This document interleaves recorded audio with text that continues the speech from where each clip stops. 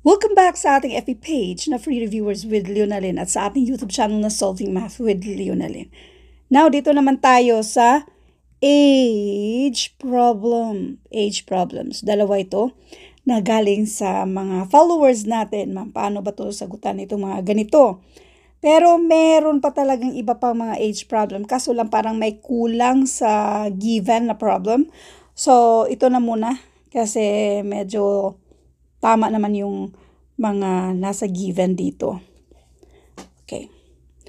The sum of the ages of A, B, and C is 45.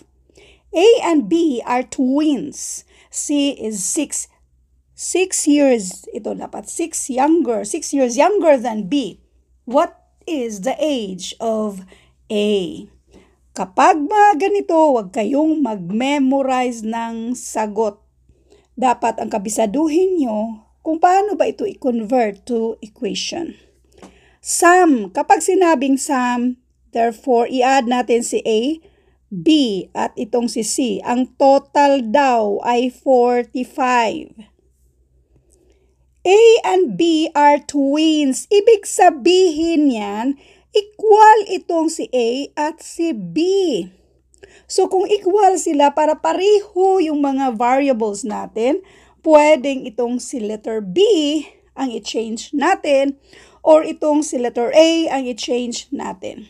Si letter B na lang ang i-change natin kasi ang nandito 6 younger than B daw itong si C. Pareho lang din naman.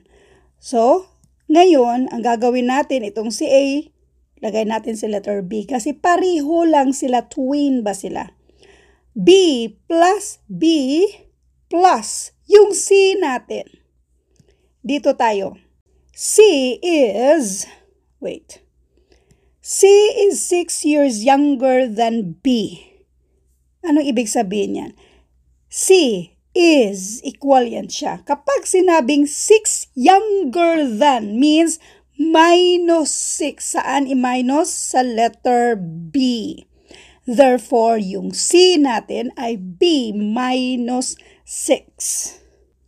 So, yung value ni C natin ay B minus 6. So, therefore, pwede na natin itong i-add.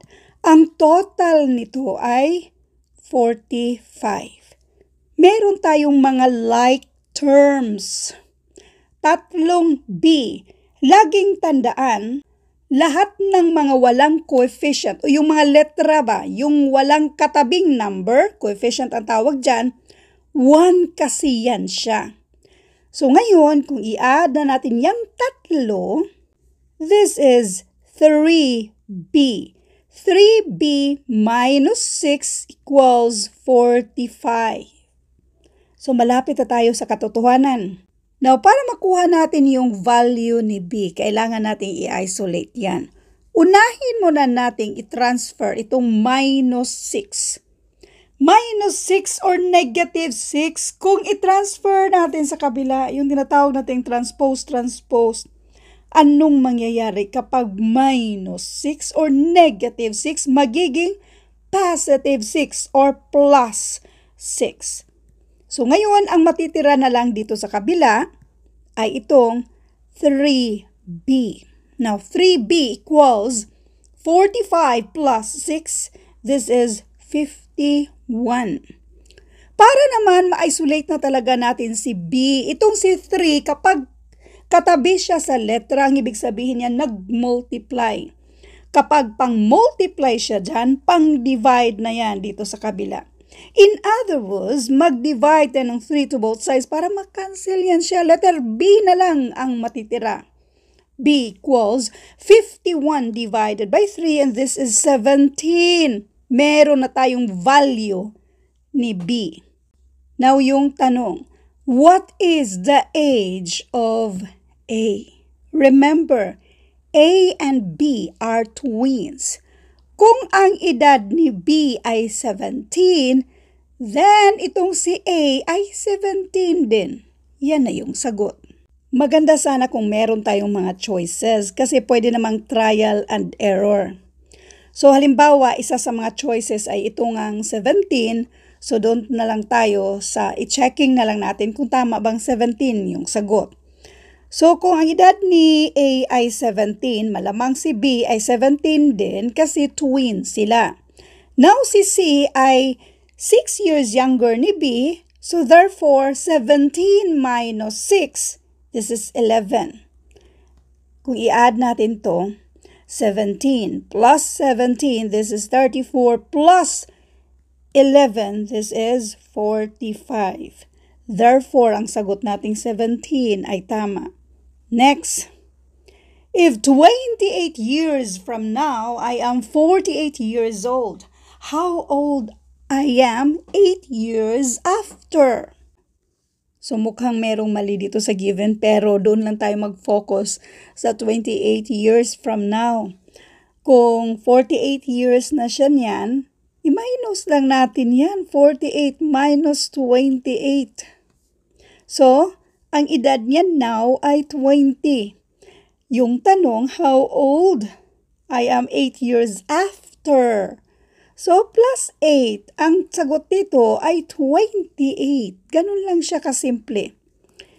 Pero para mas klaro pa, yung now dito, okay? Tapos, 28 years from now, that means plus 28. Ang edad daw ay 48. So, para makuha natin yung edad now, i-minus natin yan. Kunin natin yung difference. Kasi, from now, 28 years from now, magiging 48 na. So, i-minus lang natin yan. Bali, nag-28 na siya na taon na nagbe-birthday, kaya 48 yung taon niya, i-minus natin. So, therefore, yung edad now ay 20. Now, kung 20 ang edad niya, ito ay lagay natin dyan. So, doon tayo sa plus 8 in 8 years or 8 years after. So, therefore, 20 plus 8, this is 28. Kaya ang sagot dito, 28. Thank you for watching, and I hope na meron kayong natutunan sa videong ito. Thank you and God bless.